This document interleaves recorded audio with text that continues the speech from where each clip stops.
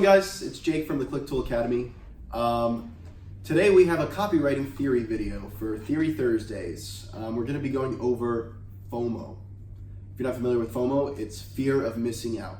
It's that sensation people have when their best buddies go to the concert and they're homesick with the flu. It's that desire, that need to be a part of something, even if you're exhausted and just aren't feeling it. And it's one of the most powerful copywriting tools, the most powerful emotional triggers that you can use in writing your ads and landing pages. So I'm gonna run over a couple examples real quick of some ads that I recently created, one of which is using FOMO and the other is not, and show you just how much more effective it could be when we run it for a couple days. All right, let's go do it. All right, guys, here we have a couple of ads.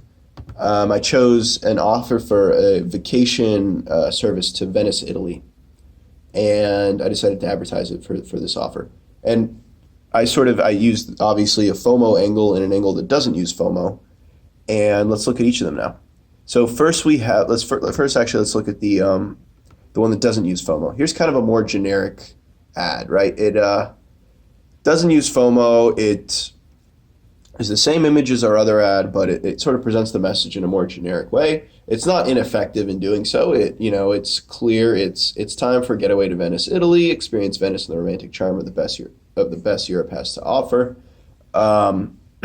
It's basic. It's not amazing. But to be honest, it kind of really, with an offer like Venice, it would be hard, right? To try to you could go for a romantic angle. You could sort of, which is mentioned here, the romantic charm, or you capture that within the image and sort of try to use that angle, or you could go for something more like cultural or educational or relax, go relax. But you really, when you think of Venice, you think romance, you think culture, you think Europe, and sort of out of those, the European experience, from someone who isn't familiar with it. And out of those three, sort of the one that stands out the strongest is probably romance. So you kind of have that romantic charm element. You have the gondola with the couple in it, and you kind of create that, and it's the getaway to Venice, Italy, the romantic getaway to Venice, Italy in the gondola. And that's sort of the general idea of this ad. It's not super compelling. And that's because it doesn't really have that fire, doesn't have that spark. That the FOMO really, really applies to this situation.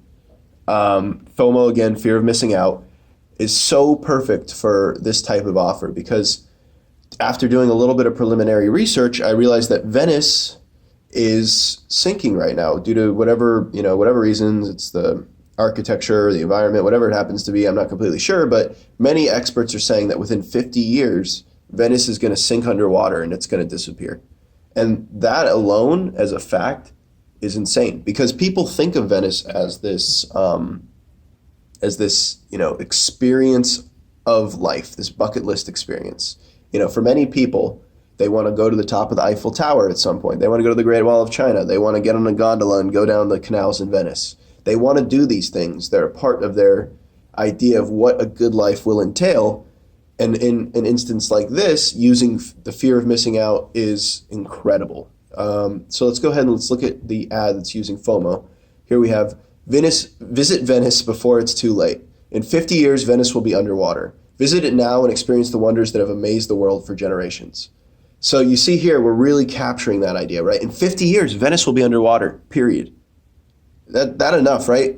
Here's what's great about FOMO. Here's what's incredible about FOMO is that you're not gonna, if you don't go this year, that's not, 50 years is a long time away. You'll probably be, however old you are, you'll probably either be dead or really old by the time 50 years have come by and Venice is sunk underwater. But regardless, people see that and they think, oh shoot, I need to go to Venice. It's running out of time. It's gonna sink. It's gonna disappear.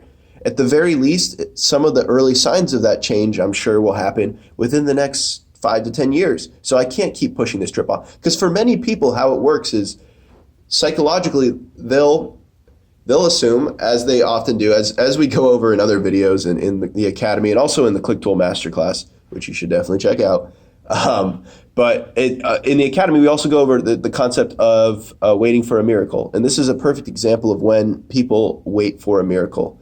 Um, Here they are; they're sure that they want to visit Venice at some point in their lives, but at the same time, they're more than willing to keep pushing that back. And for many people, the tragic reality of that is that they're never, those people who really want to visit Venice at some point in their life, many of them will never visit Venice because they've pushed it off for so long. They've said, okay, we'll go on the ski trip this year and we'll go to Venice next year, or we'll go to Venice, when we retire, or whatever it happens to be. They push it off and they never get to experience it as a result. So what this does is, by creating this fear of missing out, even in a long-term sense, you're still providing the customer with a sense of urgency, a sense of the fact that they need to find a solution to their dream of going to Venice soon, because one, it's going to disappear and won't be available forever, and two, you're reminding them of the fact that they have put it off for so long and they can't just continue to put it off. They're going to eventually have to make that decision and act on it and actually go to Venice. So in this example, it's I'm sure to be incredibly effective. But the only way to know, obviously, is to test. That is the secret to this industry. You need to test, test, and test. So let's go ahead and let's run these through Clicktool. And let's run these on Facebook, and check our data on Clicktool. Okay, and here we have our results. I want to start off by saying I did it kind of a strange way. I created two separate landers. They're the same exact landing page, but in Clicktool, I created two separate landers, and I added each ad to each of those landers so that the information is a little more clear. This is definitely not how you should set up your tracking in Clicktool for your actual marketing campaigns. If you watch some of our other videos or the Clicktool Masterclass, you'll see that we definitely recommend against doing something like this, and you should have all of your ads, or if you have the exact same lander and you're using multiple ads to that lander, you should keep that within a single lander in your Clicktool tracking. But for the purposes of our demonstration, it's going to help us keep the information very clear and straightforward. If you're not familiar with Clicktool tracking, definitely check it out. If you're brand new to this industry, tracking is a must. If you're not tracking your data, you're wasting your money, because without tracking, you can't optimize, and without optimization, you're just throwing money at a wall and hoping to win the lottery.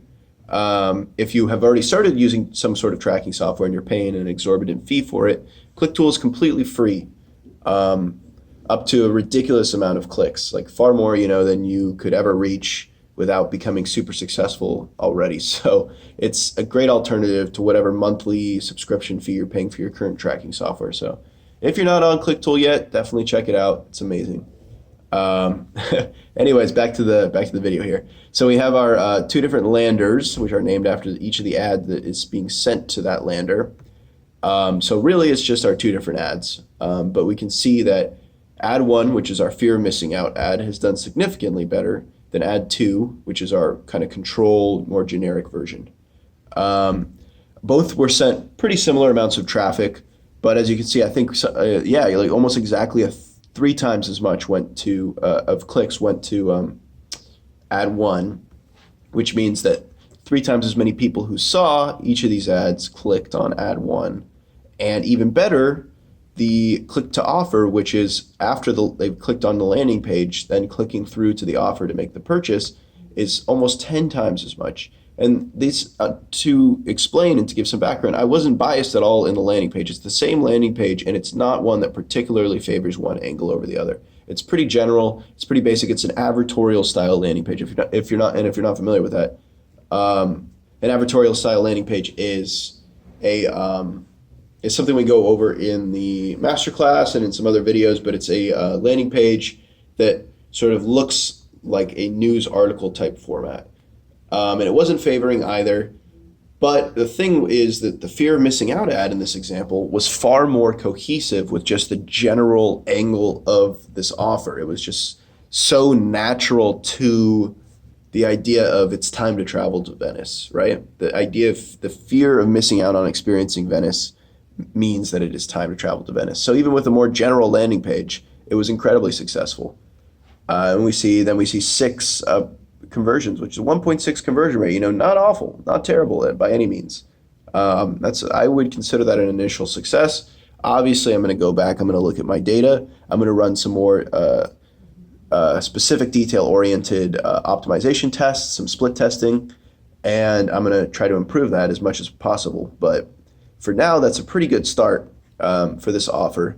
And you can see that our control didn't make a single sale in the same amount. The same amount of money was pumped into each of these in terms of their ad campaigns. So you can see the difference here in the copywriting is the difference between profitability and not being profitable and failing. So yeah, that's sort of the basics there. I hope you learned something about how to implement the fear of missing out into your copywriting in your videos, and your ads and landing pages, because it can be incredibly effective, especially when used in the right place. Or even just creating an angle for a more general product like something like protein powder, and the angle of getting in shape, or hair loss product for men. These are the things that, anything like this, if you can spin it in a way where your angle is presenting the product as something that is a limited time, and if your customer doesn't jump on it now, they're going to miss out on some amazing opportunity, the chance to regrow their hair, the chance to get in shape before they're too old, or whatever it happens to be. It can be incredibly effective. So definitely look into using the fear of missing out in your copywriting. All right, thanks. Hope you learned something, and I'll see you in the next one.